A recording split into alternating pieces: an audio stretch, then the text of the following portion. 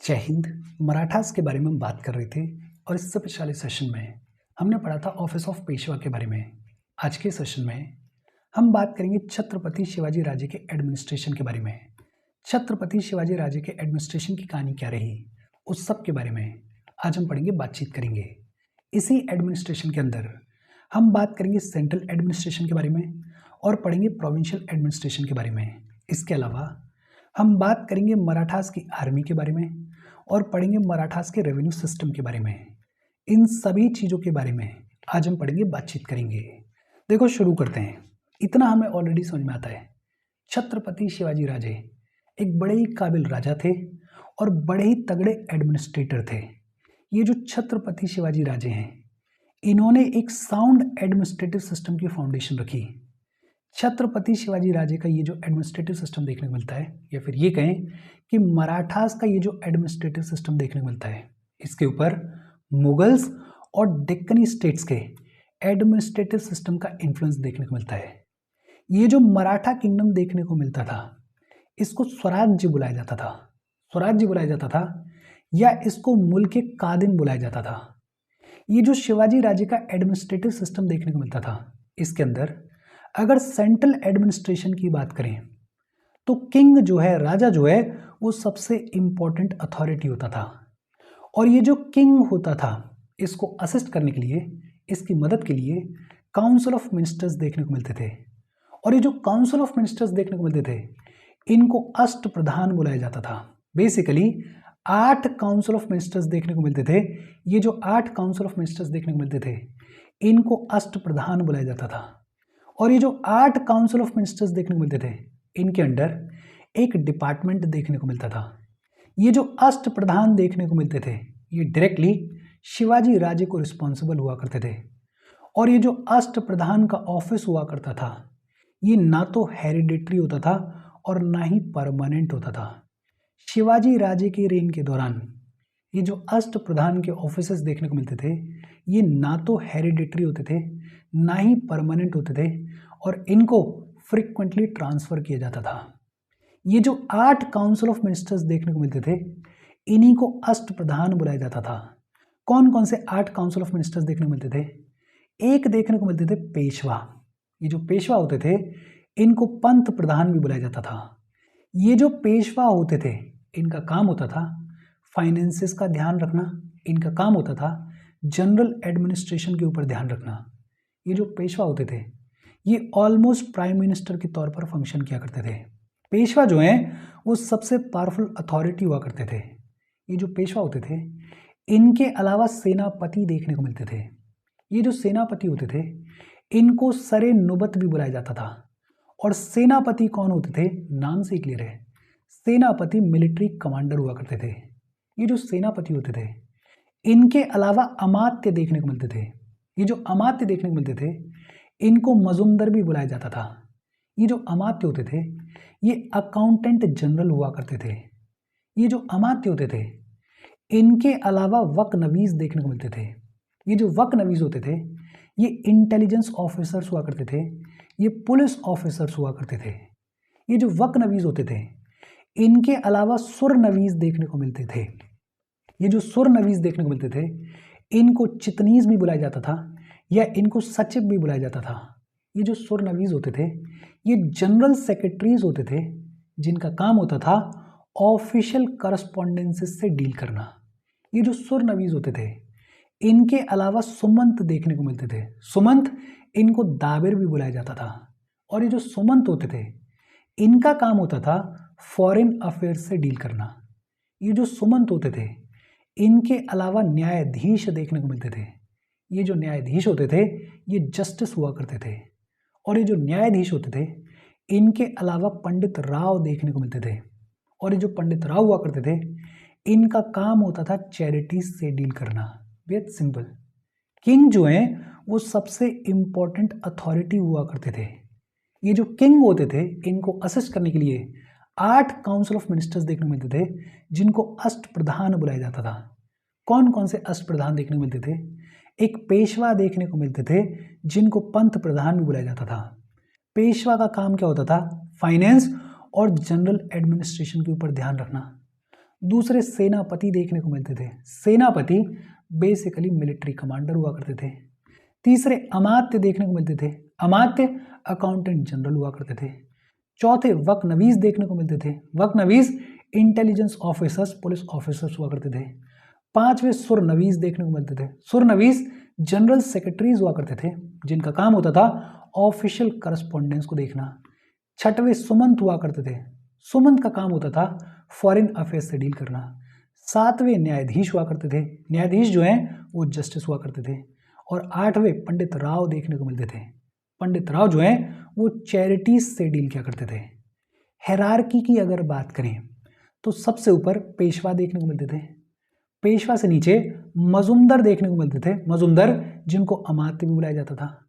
फिर मजुमदार के नीचे सचिव देखने को मिलते थे और सचिव के नीचे कहीं मंत्री देखने को मिलते थे। और ये जितने भी अष्टप्रधान देखने को मिलते थे, ये जितने भी मिनिस्टर्स देखने को मिलते थे, सिवाय पंडित राव और न्यायाधीश के जितने भी मिनिस्टर्स देखने को मिलते थे, ये वॉर में भी पार्टिसिपेट करते थे। हालांकि ये जो अष्टप्रधान का सिस्टम है, इसके ओरिजिनल क्रिएटर छत्रपति शिवाजी राजे नहीं है। ये जो ऑफिसेज हैं ये इंडिपेंडेंटली पहले भी देखने को मिलती थी, लेकिन हाँ, इनको अष्टप्रधान में ऑर्गेनाइज शिवाजी राजे ने किया था। और ये जो अष्टप्रधान देखने को मिलते थे, हर एक अष्टप्रधान को असिस्ट करने के लिए 8 असिस्टेंट्स देखने को मिलते थे। कौन कौन से 8 असिस्टेंट्स देखने को मिलते थे? एक दीवान देखने को मिलते थे, मजुमदार देखने को मिलते थे, फडनीस देखने को मिलते थे, सवनीस देखने को मिलते थे, कारखानीस देखने को मिलते थे, चितनीस देखने को मिलते थे, जमादार देखने को मिलते थे और पोटनीस देखने को मिलते थे।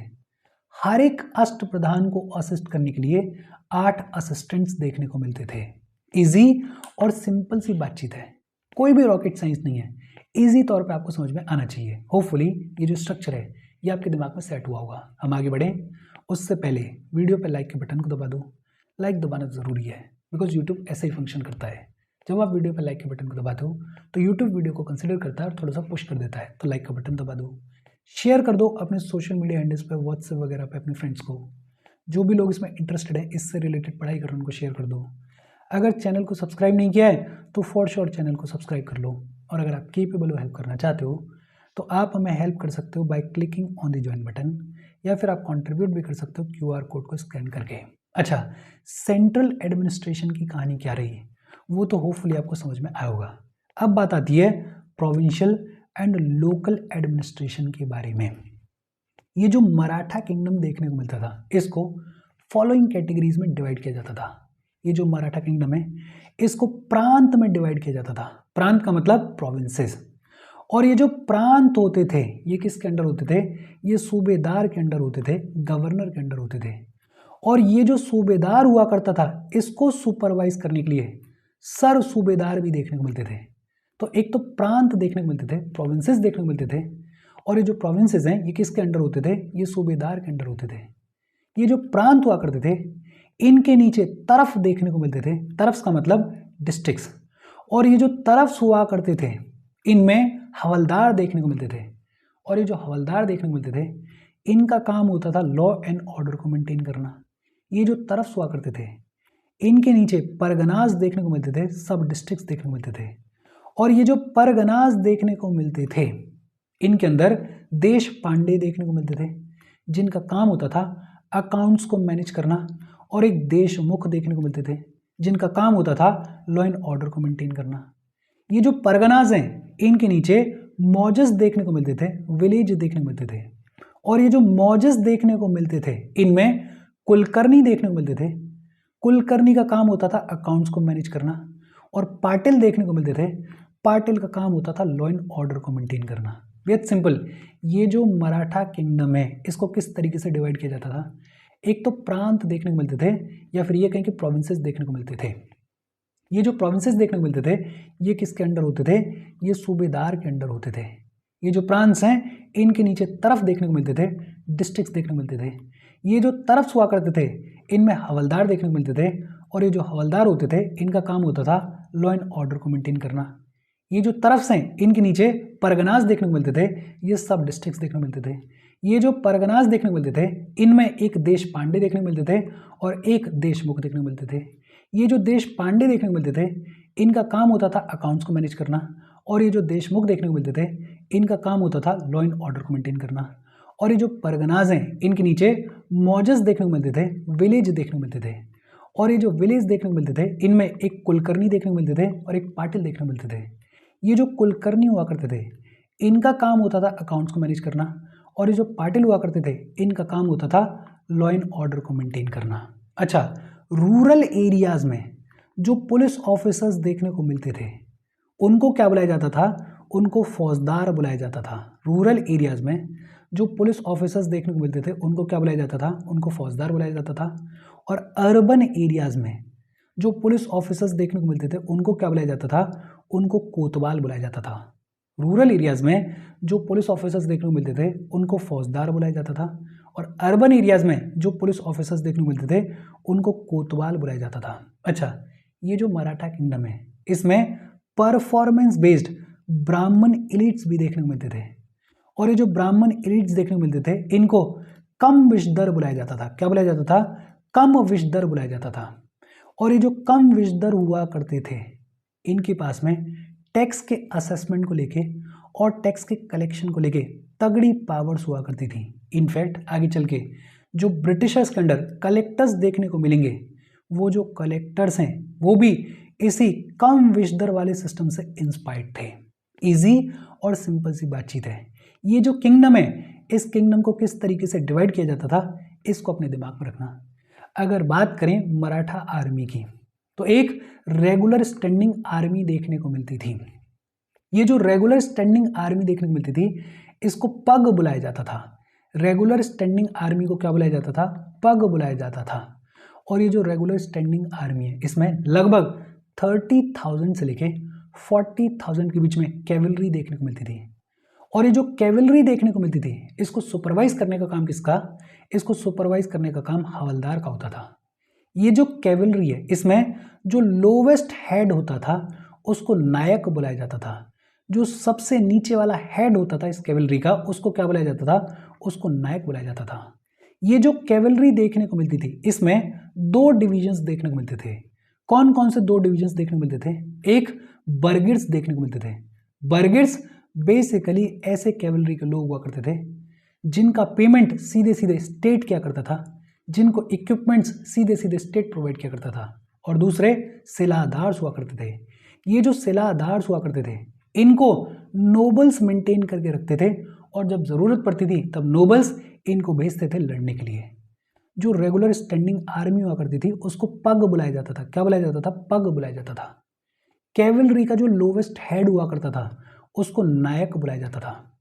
ये जो कैवलरी है, इसमें 2 डिविजन्स देखने को मिलते थे। कौन कौन से 2 डिविजन्स? एक बर्गिड्स। बर्गिड्स जो हैं, वो ऐसे लोग होते थे जिनको इक्विप और पे दोनों ही स्टेट करती थी। और दूसरे सिलादार्स हुआ करते थे, जिनको नोबल्स मेंटेन करके रखते थे। ये जो मराठास हैं, ये जाने जाते थे अपने गुरिल्ला वॉरफेयर के लिए। और गुरिल्ला वॉरफेयर के दौरान ये जो मराठास हैं, ये बड़े इनोवेटिव वेपन्स को यूज़ किया करते थे। जैसे बाघ नाका को यूज़ किया करते थे। बाघ नाका का मतलब टाइगर क्लॉज, टाइगर के पंजे जैसे एक लोहे की चीज़ हुआ करती थी, उसको ये जो मराठास हैं, ये यूज़ किया करते थे।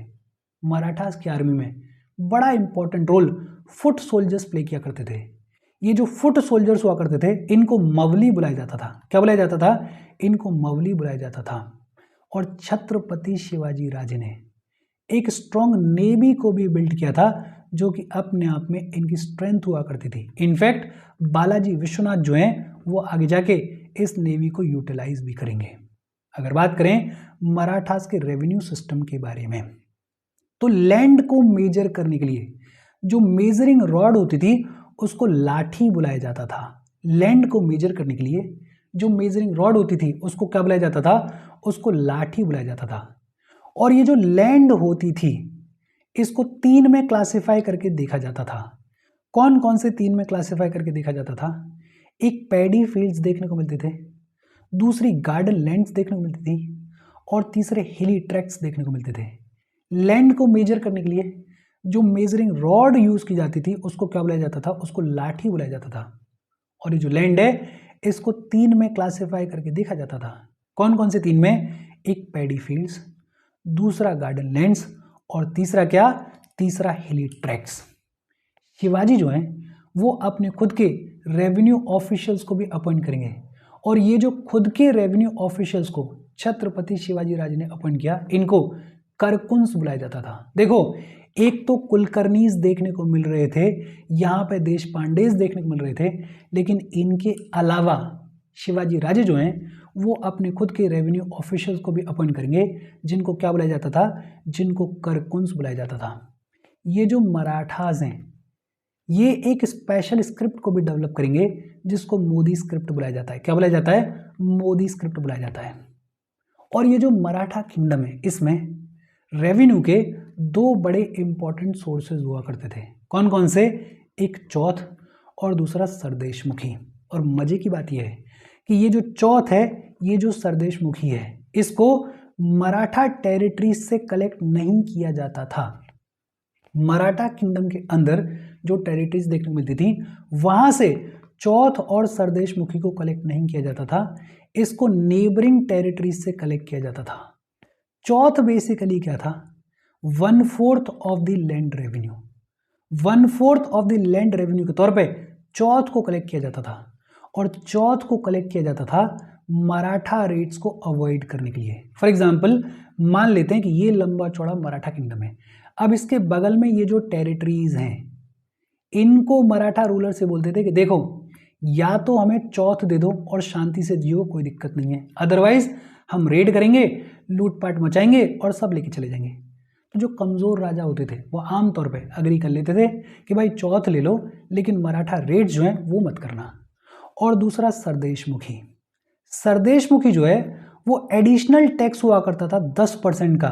ये जो सरदेशमुखी है ये ऐसी लैंड्स के ऊपर लगाया जाता था जिन पे मराठास अपना हेरिडिटरी राइट क्लेम किया करते थे। फॉर एग्जाम्पल, मान लेते हैं ये कोई लैंड है और मान लेते हैं कि ये मुगल्स के अंडर है, लेकिन मराठास का ये कहना है कि अभी ये जो लैंड है ये आपके अंडर है, लेकिन हेरिडिटरी अगर देखोगे, अगर पीछे जाके देखोगे तो ये जो लैंड है ये हमारे अंडर हुआ करती थी। तो अगर इस लैंड को आपको प्रोटेक्ट करके रखना है तो आप हमें क्या दो, आप हमें सरदेशमुखी दो। और बाद में तो ये जो मुगल रूलर्स हैं ये बहुत ही ज़्यादा इनकॉम्पिटेंट हो गए थे, डिपेंडेंट हो गए थे, तो अलाउ कर देते। जैसे हमने पढ़ा था, बालाजी विश्वनाथ ने 6 डेक्कन की जो प्रोविंसेस हैं उन पे से चौथ और सरदेशमुखी कलेक्ट करने की परमिशन, या ये कहीं कि राइट किससे लिया था, फारुखशियार से लिया था। तो चौथ और सरदेशमुखी, चौथ मराठा रेट्स को अवॉइड करने के लिए होता था और सरदेशमुखी उन लैंड्स के ऊपर होता था जिनके ऊपर मराठा जो हैं वो अपना हेरिडिटरी राइट क्लेम किया करते थे। चौथ जो है वो 1/4 ऑफ द लैंड रेवेन्यू होता था और सरदेशमुखी जो है वो एडिशनल टैक्स होता था 10% का। और इसके साथ ये जो मराठास हैं इनकी बातचीत खत्म हो गई। कोई डाउट हो कमेंट करके पूछ लेना। Thank you very much.